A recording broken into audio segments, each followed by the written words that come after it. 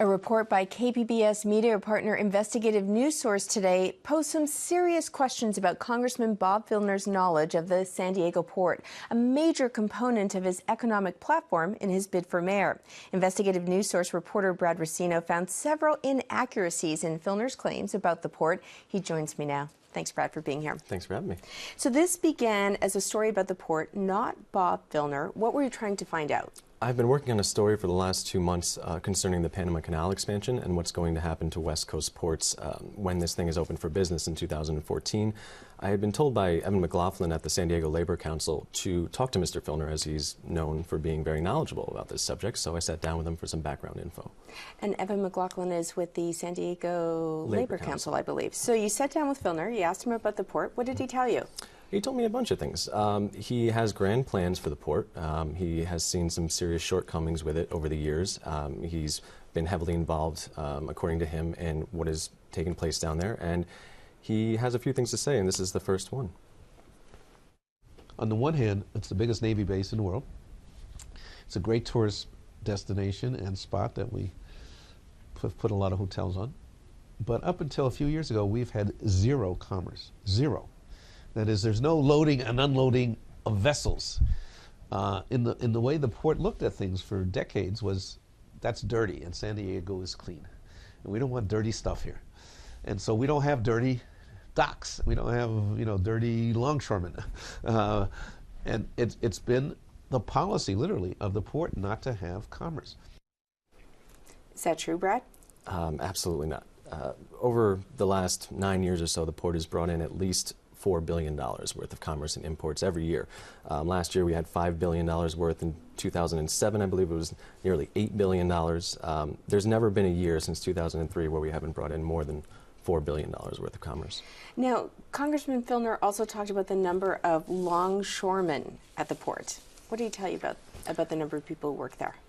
Well, he said compared to LA and Long Beach, we have very few, which is true. But his actual numbers were way off, and here's what he had to say about that. I'm running for mayor now of San Diego, and I've made it the chief economic point of my campaign that the port is the most major unrealized potential for growth of jobs in our region. I mean, we're talking about thousands of jobs. Up until 5-10 years ago, we had like a dozen longshoremen in all of San Diego, whereas, LA has thousands and thousands. We have a dozen. So how many longshoremen are there at the port? Well, according to the Pacific Maritime Association, last year there were 132. In 2007, there were 148. And as far back as the data goes, in 1990, there were 69 of them.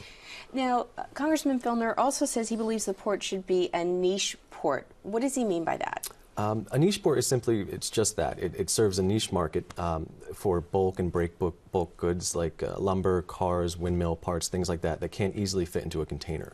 Now, he mentioned this also in your interview, and we're going to play a clip of that now as well. What if we had a niche market for bulk materials? People would save a lot of time, therefore money, by coming to San Diego instead of to Long Beach and LA. Now, isn't that already the case? San Diego is a niche port? San Diego is a niche port. It always has been. It can't compete with the ports of LA and Long Beach, which have a ton of land, a ton of infrastructure. So San Diego has always served this niche market. Now, you went back to Congressman Filner after this first interview and after you did all of this fact-checking, and what did you say to him? I gave him the facts. I gave him a chance to correct himself, and he refused to admit that he was wrong on anything. He said that either he didn't know where the numbers come from, that someone had told him these numbers 10 years ago in regard to the longshoremen. When I brought up the niche market thing, he said he remained adamant that nothing comes in, so he stuck to his guns. We haven't got a lot of time left, but I do want to play a clip because you also interviewed Lorena Gonzalez, who is the CEO, Secretary Treasurer of the San Diego and Imperial Counties Labor Council. Now, this is a group that has long supported commerce at the port, and you spoke with her about these claims as well, and we're just going to show the people at home what she had to say. The mayor, him or herself, does very little as far as the day-to-day, right? They provide the overall framework, the values, the leadership to move things forward. I don't think he'll be writing the policy. I could be wrong, I hope not. But I don't think that will be his job. And so not to excuse his wrong figures, because I think in some ways it's inexcusable. You really have to be prepared, and he needs to prepare himself. But I think we're looking at somebody who hopefully could really figure it out and move forward. Okay, Brad, there's a lot more to your story. Where can people go to read more about this? They can go to our website at inewsource.org. That's our website for Investigative Newsource. Great. Brad Racino, thank you so much.